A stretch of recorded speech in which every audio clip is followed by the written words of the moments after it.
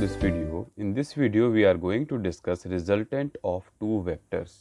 दो vectors का resultant क्या हो सकता है? Let's see with help of arrow diagram. Suppose there is one vector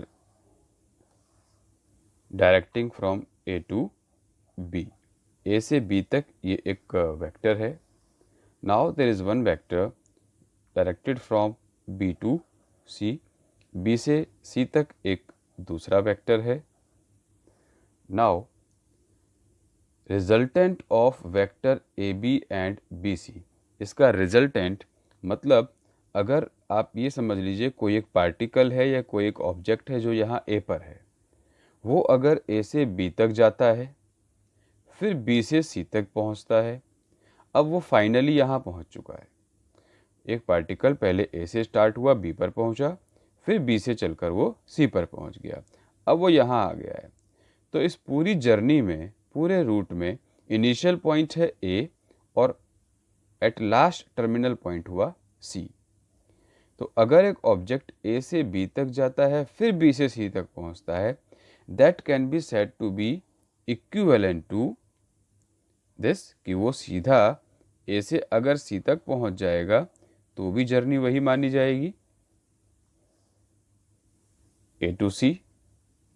That means we can say vector AB plus vector BC is equals to vector AC. Means AC is resultant of these two vectors. ये resultant कहा जाएगा. Resultant मतलब finally अगर आप A से B तक चल रहे हैं फिर B से C तक पहुँचे हैं, this is equal to this. वो इसी के इक्वल आया, उसका रिजल्ट तो यही आएगा कि वो ए से सी तक पहुंचा है. तो ये 3D सिस्टम में इस तरीके से माना जाता है. अब इसी को अगर हम वेक्टर फॉर्म में देखते हैं, suppose this is vector P, this is vector Q and this is vector R. So we can say vector P plus vector Q is equals to vector R. तो ये बात वही हो गई है, ए से बी तक पहुँचे हैं, बी से सी तक पहुँचे हैं, that is equals to vector this. So what is R? R is equals to vector P plus vector Q. ये वेक्टर पी प्लस क्यू आ गया है. अब इसी क्वेश्चन में suppose direction of this B C is reversed. अगर direction reverse हो जाती है तो क्या केस होगा? मैं इसको एक दूसरे डायग्राम की हेल्प से समझाता हूँ. सपोज एक वेक्टर पहला तो वही है ए से लेकर बी तक, vector A to B is there.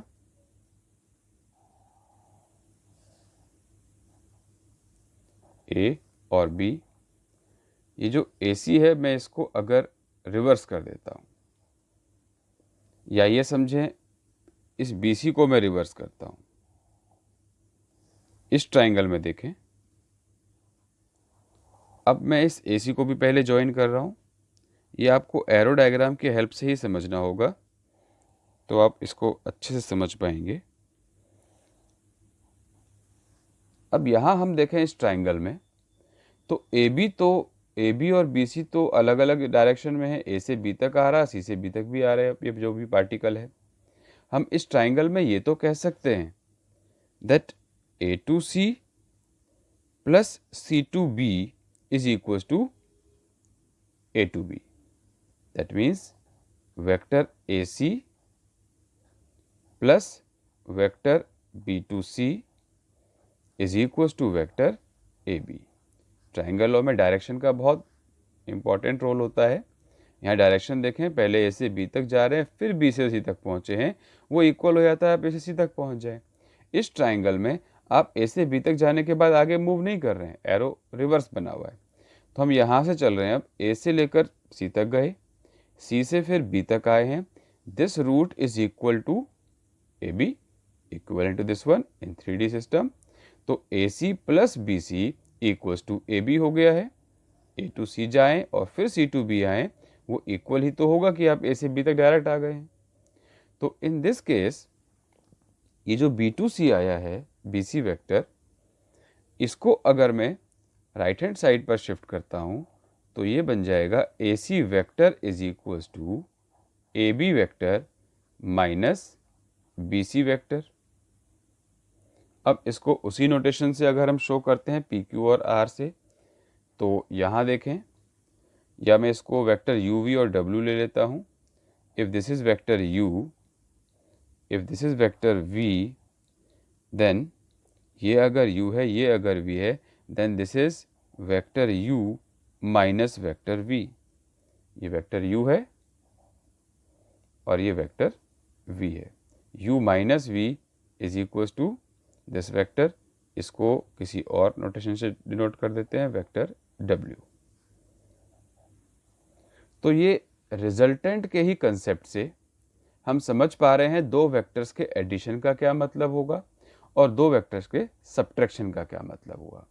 यहाँ वेक्टर का एडिशन रिजल्टेंट है when vectors is in same direction, मतलब ए से बी तक गया फिर बी से सी तक गया। This is resultant when two objects are meeting from two different direction, A से भी बी तक आ रहे हैं, सी से भी बी तक आ रहे हैं। अगर हम ए से बी वाले वेक्टर को ही कंसिडर करें तो इसमें क्या हुआ है, ए से बी तक की जो डायरेक्शन है ये वाली यू वाली, ए से बी तक की जो डायरेक्शन है और जो सी से बी की डायरेक्शन है, दे आर रिवर्स, दोनों यहाँ मीट हो रहे हैं बी पर। इस केस में माइनस हो रहा है। और अगर डायरेक्शन आगे ही मूव करती जा रही है, ए से बी तक गए फिर सी से बी से सी तक गए, डायरेक्शन आगे ही मूव करती जा रही है, तो वो एडिशन होता है। तो ये एक एग्जाम्पल हुआ रिजल्टेंट को समझने के लिए। रिजल्टेंट दो तरीके से हो सकता है। अगर डायरेक्शन आगे प्रोग्रेस कर रही है ए से बी तक, बी से सी तक, तो उसे हम एडिशन के फॉर्म में करेंगे। अगर ए से बी तक जा रहे हैं फिर आपने इसको रिवर्स कर दिया तो ये रिवर्स हो गया, यानी कि माइनस हो जाएगा। ये है resultant of vectors, addition of vectors का कंसेप्ट है ये। अब इसी केस में हम ये भी लिख सकते हैं दैट कोई भी एक वेक्टर है तो उसको एडिशन के फॉर्म में किया कैसे जाता है, ये समझ लेते हैं। एग्जाम्पल के तौर पर, suppose one vector is A B which is 2i plus 3j plus 4k. Another vector bc is given as 4i minus j plus 6k. And if we have to find ab plus bc, तो ये addition of two vector is very easy.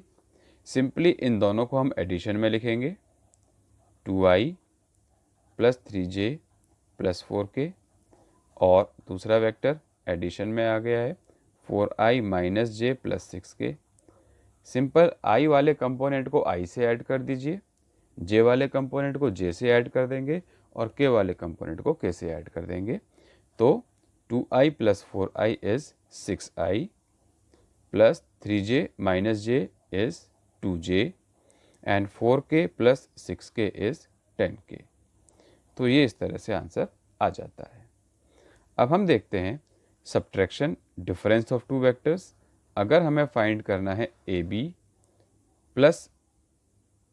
Minus A C, A B minus B C, अगर हमें A B minus B C find करना है तो हम क्या करेंगे, 2i plus 3j plus 4k minus 4i minus J plus 6k। अब इनको डिफरेंस करते हैं, यानी कि सब्ट्रैक्ट फाइंड करते हैं, सब्ट्रैक्शन करते हैं। 2 minus 4 is minus 2i, 3 plus 4, 3 plus 1 is 4j, 4k और minus 6k is minus 2k। तो ये इस तरह से रिजल्टेंट ऑफ वेक्टर आता है। अगर कभी भी क्वेश्चन में लिखा हुआ आता है कि find resultant of two vectors, अगर क्वेश्चन में बोला जाता है resultant of vectors A and B, resultant of vector A and B, तो इनडायरेक्टली आपको ए प्लस बी ही करना है, हम माइनस नहीं करेंगे। अगर माइनस होगा तो वो अपने आप डायरेक्शन से क्वेश्चन में ही वो माइनस होगा। तो रिजल्टेंट अगर कभी वर्ड मिलता है आपको इसको सिर्फ ऐड करना है, सब्ट्रैक्ट नहीं करना है। रिजल्टेंट में हम ये मान के चल रहे हैं कि जो भी वेक्टर है वही आगे एडिशन के फॉर्म में आ रहा है। इसको हम एक बार और समझ लेते हैं उसी एरो डायग्राम से कि रिजल्टेंट सिर्फ एडिशन क्यों है, डिफरेंस क्यों नहीं है। सपोज एरो डायग्राम में हम समझते हैं कि अगर एक वेक्टर है वेक्टर ए और एक वेक्टर है वेक्टर बी, इनका रिजल्टेंट यहां आएगा। एक और वेक्टर मैं ले रहा हूं ए और अब बी की डायरेक्शन को रिवर्स कर दिया बी। तो अब इन वेक्टर्स को जरा समझते हैं। ये है वेक्टर ए और ये है vector B. Resultant of A and B in first case is simply A plus B. ये हुआ ए प्लस बी, रिजल्टेंट आ गया। Suppose this is vector C, तो हमने इसको सी से रिप्रेजेंट कर दिया है। Now in this case if this is vector A, मैं इसी सिस्टम को मान के चल रहा हूं। अगर मैं इस बी की डायरेक्शन को रिवर्स करता हूं तो ये क्या बन जाएगा, ये बन जाएगा माइनस बी। ये हम समझ चुके हैं। If you multiply any vector by minus sign then length remains same but direction is reversed, direction उल्टी हो जाती है, रिवर्स हो जाती है। अब इस केस में अगर इसी कंसेप्ट को मैं अप्लाई करता हूँ, एडिशन वाले कंसेप्ट को ही, और मुझे अगर ये वेक्टर सी फाइंड करना है और मैं इसको एडिशन ही मानकर चल रहा हूँ, तो सी क्या होगा, first vector plus second vector. लेकिन सेकंड वेक्टर तो माइनस है, this vector plus this vector. अब मैं वो ट्राइंगल वाला कंसेप्ट यूज़ नहीं कर रहा हूँ जो ऊपर लिया था। अब मैं सिर्फ रिजल्टेंट वर्ड को ही फोकस कर रहा हूँ। और रिजल्टेंट मैंने बताया कि सिर्फ एडिशन है, तो आप ये सोच सकते हैं कि सब्ट्रैक्शन क्या होगा, सब्ट्रैक्शन भी रिजल्टेंट ही है। लेकिन सब्ट्रैक्शन का मतलब है जो वेक्टर हमने लिया वो रिवर्स डायरेक्शन में था। अब इस केस में हम देखें तो ये a प्लस बी ही है, लेकिन इसको क्योंकि ये डायरेक्शन में वेक्टर ही माइनस था तो ये अपने आप ही a माइनस बी बन गया है। तो इस केस में जो वेक्टर आया है c वो आ गया है a माइनस बी। यहाँ पर जो वेक्टर c आया है this is a plus B. तो ये रिजल्टेंट का मतलब a प्लस बी है। कई बार क्वेश्चन में एडिशन नहीं पूछा जाएगा, क्वेश्चन में पूछा जाता है find resultant of two vectors. तो रिजल्टेंट में आपको सिर्फ ऐड करना है, सब्ट्रैक्ट नहीं करना है। ऐड करेंगे, एडिशन का मतलब है कि आपने दोनों वेक्टर्स के कंपोनेंट्स को i j k को एक साथ ले लिया, और यहाँ माइनस तो वो बाई चांस अपने आप ही आ गया क्योंकि डायरेक्शन रिवर्स हो गई, माइनस बी बन गया है। यहाँ भी तो हमने ऐड ही किया है, a को और माइनस बी को ऐड किया यहाँ पर। तो difference is nothing here in vectors, subtraction कुछ होता नहीं है। हाँ, माइनस हमें करना है तो हम करेंगे अगर दो वेक्टर्स को सब्ट्रैक्ट करना है। अदरवाइज वेक्टर्स का जो कंसेप्ट है वो रिजल्टेंट पर बेस्ड है और एडिशन पर बेस्ड है। तो एडिशन का मतलब है addition of one vector and other vector which is in opposite direction. तो एक वेक्टर है वो अब ऑलरेडी अपोजिट डायरेक्शन में है, हम तो एडिशन ही कर रहे हैं। Resultant is always this. तो addition of first positive vector and second negative vector is also resultant. Resultant का मतलब सिंपली एडिशन है, आप ये याद रखेंगे। और वेक्टर एडिशन बहुत इजी कंसेप्ट है, सिर्फ आई को आई के साथ ऐड करना है, जे को जे के साथ और के को के के साथ वेक्टर्स को ऐड करना है। एक्सरसाइज 10.2 का क्वेश्चन नंबर 18 एक एमसीक्यू टाइप है, which of the following is not true. पहले इसको हम ट्राइंगल सम की फॉर्म में लिखते हैं, रिजल्टेंट की फॉर्म में लिखते हैं। Vector A B plus vector B C is equals to vector A C.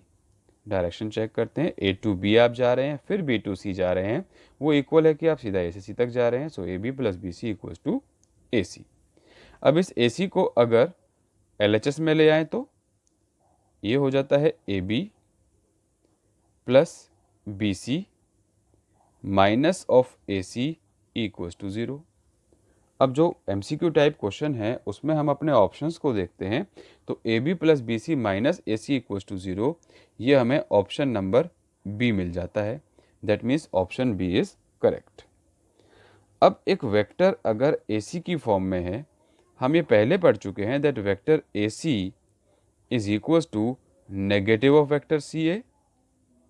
A C is negative of C A, यहाँ क्या किया गया है, इनिशियल पॉइंट और टर्मिनल पॉइंट को चेंज कर दिया गया है। तो हम इसको भी चेंज करके लिख सकते हैं अब A B plus vector B C negative of negative is positive becomes C A vector बन गया है इक्वल्स टू 0। अब एमसीक्यू टाइप में देखें तो A B plus B C plus C A, ये ऑप्शन नंबर ए मिल जाता है, यानी कि ऑप्शन ए भी करेक्ट है। अगर इस बी सी की डायरेक्शन को चेंज किया जाए तो vector A B minus vector C B plus vector C A equals to 0 बन जाता है। ये ऑप्शंस में देखा जाए तो ऑप्शन नंबर डी है, option number D is also correct. तो ऑप्शन ए बी और डी करेक्ट हो चुके हैं। ऑप्शन नंबर सी को अब हम डिस्कस करते हैं। Option number C is given as vector A B plus vector B C minus vector A C is equal to 0। अभी हमने किया A B plus B C plus C A is equal to 0, तो यहाँ minus तो ए सी नहीं हो सकता, जब ये ट्रू है तो ये ट्रू नहीं हो सकता। तो इसीलिए ये जो ऑप्शन नंबर सी आया है, option number C is incorrect, this option C is incorrect, ये गलत है। और क्वेश्चन में यही पूछा गया था कि which of the following is incorrect, this option is incorrect. So out of all these 4 options 1 2 3 4, we have seen which option is correct and which is not correct. This is not going to be proved here according to this arrow diagram. ये correct नहीं आया है तो इसको हम reject कर देंगे, not correct. Question number 6 of exercise 10.2 is very simple question. We have to find sum of 3 vectors. इन तीनों वेक्टर्स का सम फाइंड करना है। आंसर बहुत ही इजी है, आंसर बहुत ही इजी है। Just A plus B plus C में आई जे और के कंपोनेंट्स को ऐड कर देंगे। आई -2 plus I is 0 I, -2 plus 4 and -6, -2 plus 4 is +2 और -6 is -4j, and then k and 5k is 6, 6 minus 7, it is -k। मतलब तीनों i के कंपोनेंट्स को एक साथ ले लिया गया, j के तीनों कंपोनेंट्स को एक साथ ले लिया गया और k के तीनों कंपोनेंट्स को एक साथ ले लिया गया, तो ये a प्लस बी प्लस सी आ जाता है। अब क्वेश्चन तो यहीं ख़त्म हो गया, लेकिन अगर क्वेश्चन में ये होता, यहाँ तो था find the sum of vector, अगर क्वेश्चन ये होता find unit vector along the sum of a b c and c, vector a, vector b and vector c। अब क्वेश्चन में थोड़ा चेंज आ गया है, ये मैं एक्स्ट्रा क्वेश्चन दे रहा हूँ कि इसी क्वेश्चन में अगर आपको फाइंड करना है unit vector along the sum of a b and c या along द रिजल्टेंट, इस सम की जगह पर वर्ड रिजल्टेंट हो सकता है, और रिजल्टेंट का वर्ड का मतलब भी एडिशन है, ये मैं आपको बता चुका हूँ। ये टर्म्स मैं इसलिए बता रहा हूँ क्योंकि एग्जाम में इस टाइप के क्वेश्चंस आ जाते हैं। सिंपल एडिशन का नहीं आएगा, या तो रिजल्टेंट वर्ड पूछ लिया जाएगा, सम पूछ लिया जाएगा, सम के साथ यूनिट वेक्टर भी पूछ लिया जाता है। तो इस केस में हम सबसे पहले vector A plus vector B plus vector C, इसको फाइंड करेंगे। मैंने इसको नाम दे दिया vector P. Now vector P ऊपर हम कर चुके हैं अभी, 0i -4j और -k आ रहा है। अब इसी को हमें यूनिट वेक्टर में कन्वर्ट करना है, और यूनिट वेक्टर का कंसेप्ट हम पहले वीडियो में कर चुके हैं। Unit vector is P cap, P vector divided by magnitude of P. So 0i -4j -k divided by root of 0 square, 4 square 16, 1 square is 1। So root of 17 आ गया है, तो पहला तो लिखने की ज़रूरत ही नहीं है, 0 है। Second component -4 by root 17j and -1 by root 17k, this is unit vector. अगर हम इसका यूनिट वेक्टर फाइंड करते हैं, इसके कंपोनेंट्स फाइंड करते हैं, तो ये j कंपोनेंट और k कंपोनेंट। तो रिजल्टेंट भी वर्ड आ सकता है, सम भी आ सकता है, दोनों का मतलब एक है। हमें सम या रिजल्टेंट के अलोंग यूनिट वेक्टर चाहिए था। इसी क्वेश्चन में और वेरिएशन क्या आ सकता है? इसी क्वेश्चन में एक वेरिएशन और आ सकता है। सपोज क्वेश्चन में ये कहा जाता है that you have to find direction cosines. You have to find direction cosines of resultant of vector या of sum of the vectors या फिर directly of a plus b plus c, किसी भी फॉर्म में पूछा जा सकता है। आपको डायरेक्शन कोसाइंस अगर बताने हैं तो डायरेक्शन कोसाइंस क्या होते हैं? डीसीज से हम रिप्रेजेंट करते हैं। डीसीज तो यूनिट वेक्टर के ही कंपोनेंट होते हैं। तो पहला वेक्टर आई वाला तो डीसी कुछ नहीं है, 0 है। दूसरा है -4/√17 और ये -1/√17। तो इस केस में हमें तीनों पार्ट करने होंगे। अगर ये क्वेश्चन आता है find direction cosines of a plus B plus C, तो पहले हम तीनों का सम फाइंड करते हैं, फिर यूनिट वेक्टर बनाते हैं, then we will write it direction cosines. Direction cosines में पहला वाला है cos alpha, second one is cos beta, third one is cos gamma. इन तीनों के स्क्वायर्स का सम हमेशा 1 होगा। Cos alpha, cos beta, cos gamma को एल, एम और एन से भी रिप्रेजेंट किया जाता है। ये फिक्स है symbol, alpha beta gamma, cos alpha beta और कॉस अल्फा, कॉस बीटा और कॉस गामा के लिए फिक्स सिंबल है। और ये प्रॉपर्टी भी याद रखिएगा, L square plus M square plus N square is always 1, क्योंकि ये यूनिट वेक्टर का ही कंपोनेंट है तो इनके स्क्वायर्स का सम तो 1 ही आना है। तो ये हो गया है। इसी के साथ एक एक्स्ट्रा क्वेश्चन और हो सकता था। इसमें तो पूछे गए डायरेक्शन कोसाइंस। अगर क्वेश्चन में पूछे जाते what are its direction ratios, तो D Rs of resultant of vector A B and C या D Rs of vector A plus B plus C. D Rs मतलब डायरेक्शन रेशियोज जो addition में ही आ गए थे वही। ये A plus B plus C था तो उसके डी आर्स हैं 0, -4 और -1। तो इस केस में डी आर्स हो जाते हैं 0, -4 और -1। अब इसी क्वेश्चन में ये भी हो सकता था, एक्स्ट्रा क्वेश्चन में, find a vector whose sum is along A plus B plus C and whose length या मैग्नीट्यूड इज 10 या 5।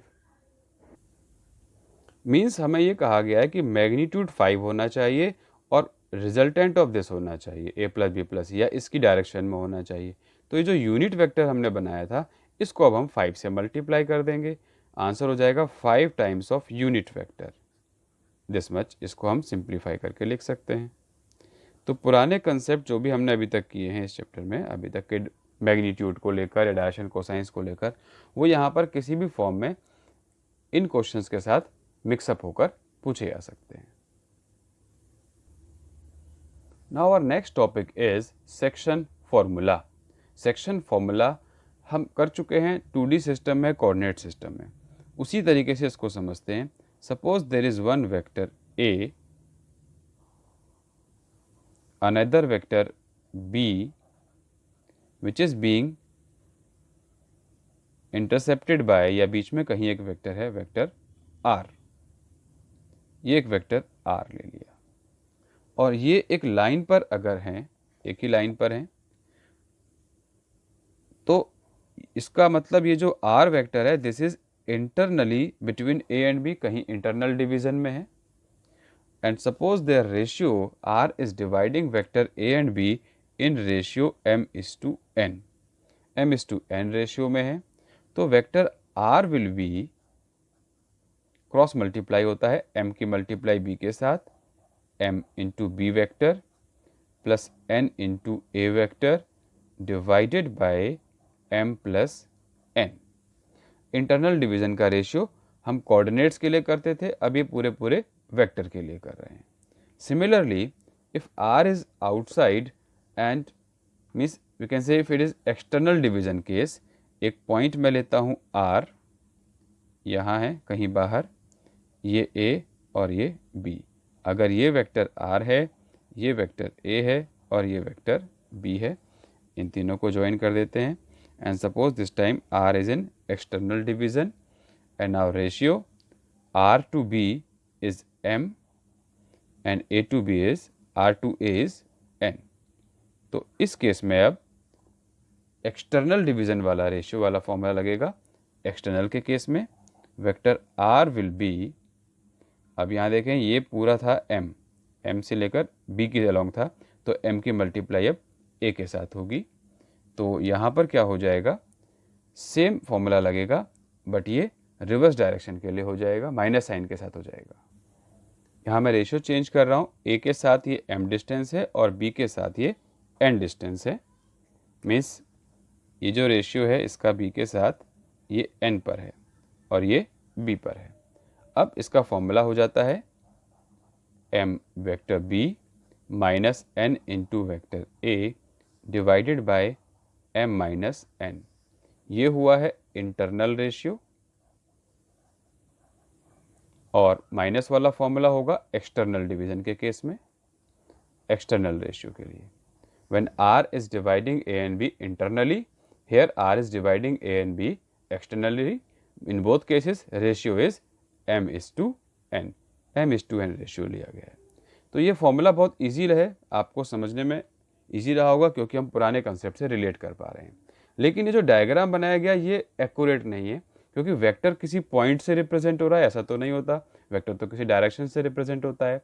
तो फॉर्मूला आप इस तरीके से लर्न रखें, एक्सटर्नल इंटरनल का। डायग्राम किस तरह से होता है वो मैं आपको समझा देता हूँ। वैसे डायग्राम का हमें कहीं यूज़ करना नहीं है, बट फिर भी कंसेप्ट के लिए आपको पता होना चाहिए। ये डायग्राम कुछ इस तरीके से होगा।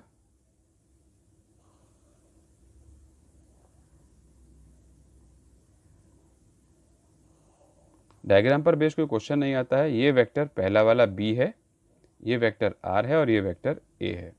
So actually in this diagram, जिसको मैंने अभी पॉइंट से दिखाया था आपको समझाने के लिए ताकि फॉर्मूला आपको क्लियर हो जाए, otherwise this is vector B, this is vector R and this is vector A. Similarly in next case यहाँ भी आप देख सकते हैं ये वेक्टर आर है, next one is this is vector B and this is vector ए।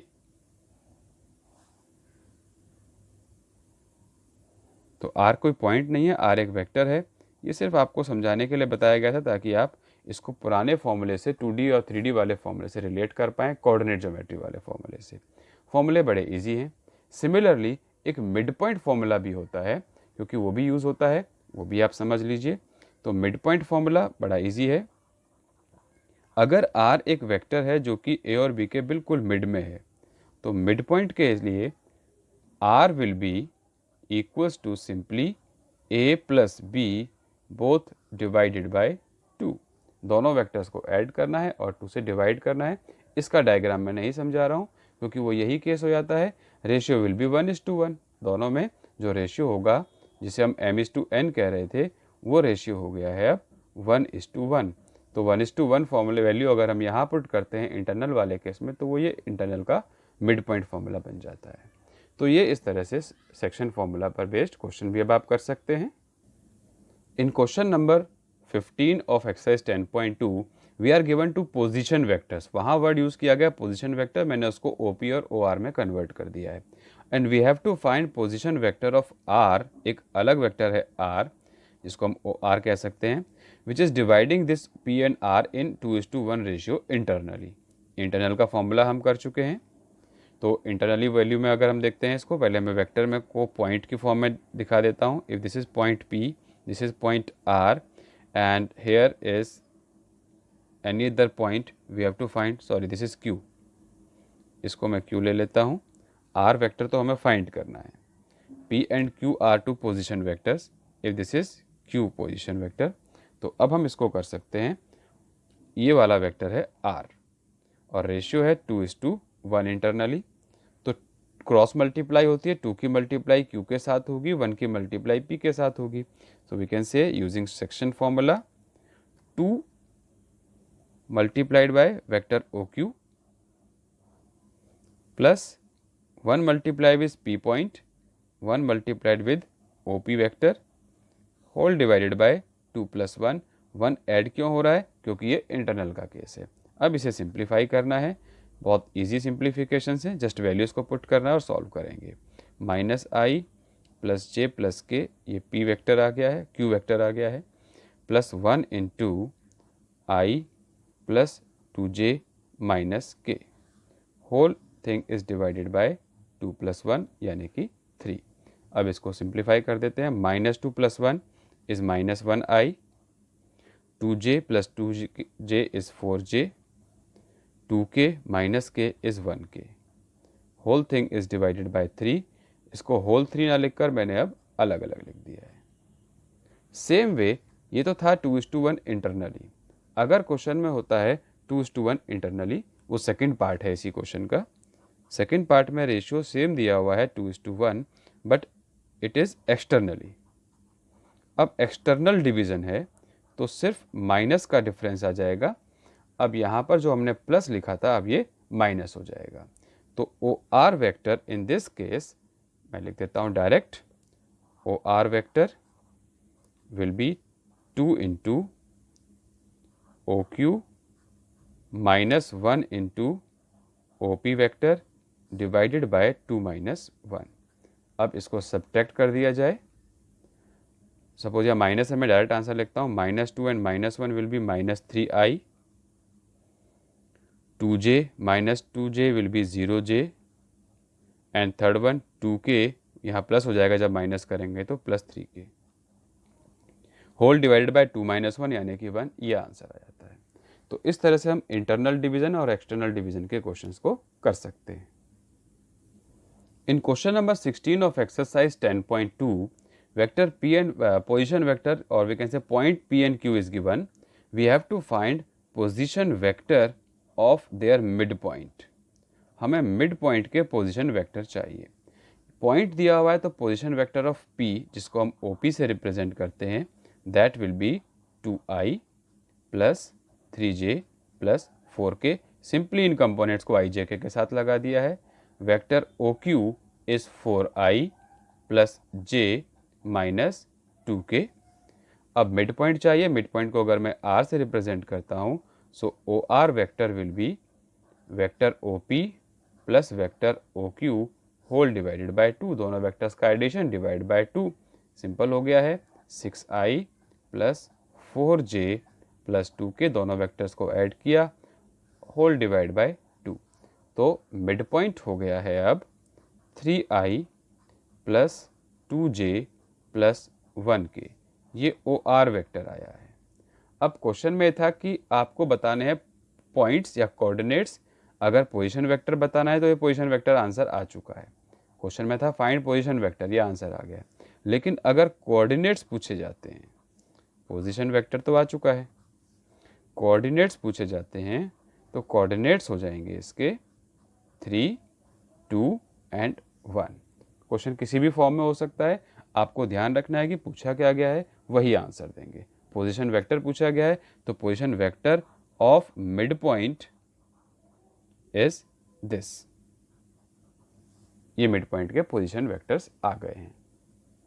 इस तरह से अब हमने क्वेश्चंस कर लिए हैं एक्सरसाइज 10.2 पर based. Question number 11 of exercise 10.2 को भी समझ लेते हैं। यहाँ प्रूव करना है कि ये दोनों वेक्टर कोलिनियर हैं। अगर मैं इसको वेक्टर A से रिप्रेजेंट करता हूँ, इसको वेक्टर B से रिप्रेजेंट करता हूँ। कोलिनियर को हम डिस्कस कर चुके हैं कि अगर एक वेक्टर है, इसी वेक्टर का पैरेलल डबल या ट्रिपल या 4 टाइम मुझे चाहिए, एक नंबर स्केलर नंबर से मल्टीप्लाई कर दूंगा। यानी कि अगर ये एक वेक्टर A है तो ये 2a हो सकता है। 2a का मतलब क्या हुआ, सेम डायरेक्शन बट डबल। और अगर -2a होता तो सेम डायरेक्शन नहीं होगी, डायरेक्शन रिवर्स हो जाएगी, मैग्नीट्यूड डबल हो गया है a का। Now if this vector is here, ये हो गया है -2a। लेकिन दोनों केस में डायरेक्शन रेशियोज सेम होते हैं। रेशियोज यहाँ देखे जाएं तो 2, -3 और 4 हैं। यहाँ रेशियोज है -4, 6 और 8। तो क्या यहाँ से कुछ कॉमन लिया जा सकता है? इस बी वेक्टर से अगर -2 कॉमन ले लिया जाए तो अंदर रह जाता है 2i - 3j + 4k, और ये एग्जैक्टली ए वेक्टर आ गया है अंदर। अब ये ए वेक्टर आ गया है B. So this is a basic concept you should no.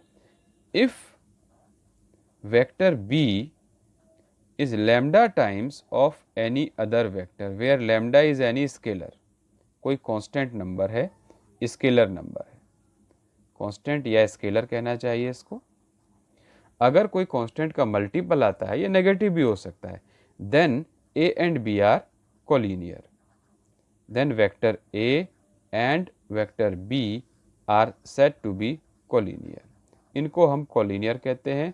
और कोलिनियर का मतलब क्या है कि पैरेलल तो हैं, डायरेक्शन रिवर्स हो सकती है बट पैरेलल हैं। ये A और ये 2A भी कोलिनियर है, ये A और -2A भी कोलिनियर है।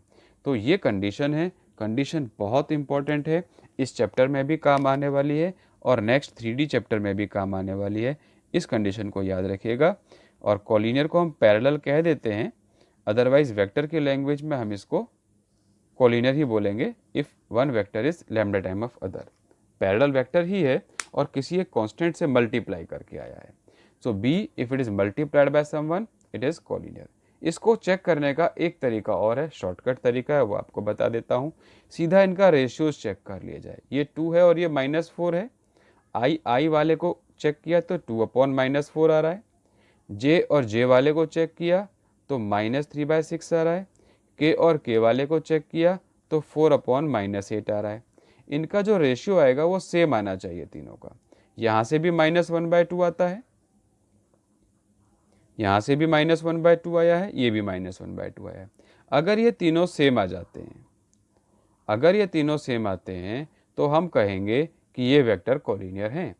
तो यहाँ पर ये वेक्टर कोलिनियर है because this upon this is equal to this upon this equal to this upon this. I का रेशियो, जे का रेशियो, के का रेशियो सेम है तो भी वो कोलिनियर है। फॉर्मली तो हम ऐसे करेंगे, लेकिन चेक करने के लिए आप ये भी कर सकते हैं। एग्जाम के पॉइंट ऑफ व्यू से एक इम्पॉर्टेंट क्वेश्चन और बता देता हूँ। कई बार क्वेश्चन ये आ जाता है, if vector A I plus P J plus के इज कोलिनियर या पैरेलल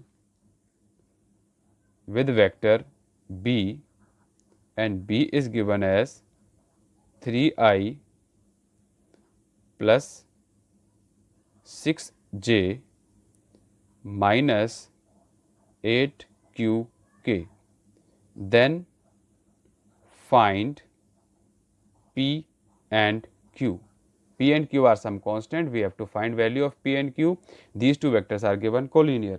तो ये अगर 1 मार्कर में आता है तो जो मैंने अभी आपको रेशियो वाली शॉर्ट ट्रिक बताई है, इस शॉर्ट ट्रिक से आप कर सकते हैं। क्योंकि ये दोनों कोलिनियर हैं या पैरेलल हैं तो हम लिख सकते हैं I का ratio 1/3 equals to P/6 equals to K/-8। पहले दो को मैं ले लेता हूँ तो P की वैल्यू आ रही है डायरेक्ट 2। फर्स्ट को और लास्ट को लिया तो K की वैल्यू आ रही है, सॉरी ये Q है, Q की वैल्यू आ जाती है -8/3। तो बहुत ही इजी क्वेश्चन हो जाता है। हमें इसको b equals to lambda time of a वाली कंडीशन में रखने की जरूरत भी नहीं है, हम सीधा रेशियो फाइंड कर लेते हैं। ये 1 मार्कर क्वेश्चन में है। ये मैंने आपको एग्जाम्पल बताया है, बहुत ही इंपॉर्टेंट है। इस टाइप के क्वेश्चंस कई बार आ जाते हैं। अब हम जो कंसेप्ट कर चुके हैं इस पर बेस्ड एक्सरसाइज 10.1 और 10.2 आप कर सकते हैं। एक्सरसाइज 10.1 पहले ही डिस्कस किया चुके हैं, बेसिक कंसेप्ट्स हैं, और 10.2 ये दोनों एक्सरसाइजेज आप सॉल्व कीजिए, एक एक क्वेश्चन को प्रैक्टिस कीजिए। चैप्टर बहुत इंपॉर्टेंट है, ध्यान से कीजिएगा। That's it in the video. Thank you very much.